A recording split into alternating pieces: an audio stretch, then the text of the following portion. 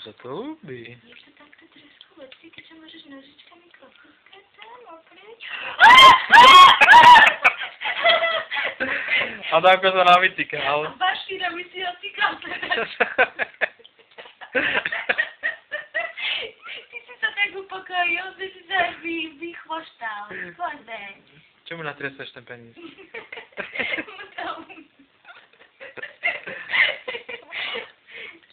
Dobre, už ma čistý. Pravda.